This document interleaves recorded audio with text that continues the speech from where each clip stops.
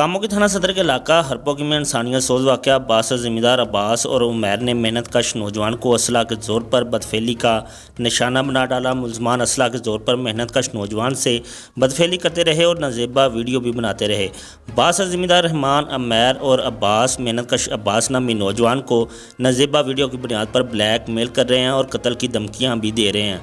का काम करता सा हरपोकी, मेरे को अब्बास आया, इन्हें क्या मेरी मोटरसाइकिल खराब हो गई है तो मैनू खेतों च लाया, तेनू आन के ठीक कर दी।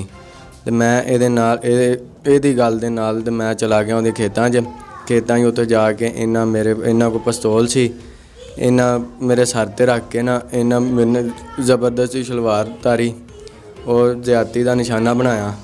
वो तो उमैर बशीर सी, इन्हें मेरी वीडियो बनाई तो एक दो होर सन, उन्हें मेरी सारा निज़ाम वेख्या।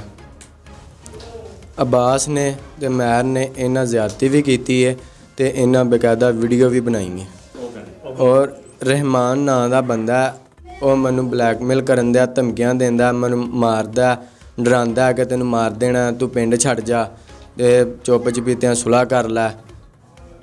मेहनत कश ने आला हुकाम से अपील की है कि मुलजमान को करार वाकई सज़ा दी जाए और हमें इंसाफ दिया जाए।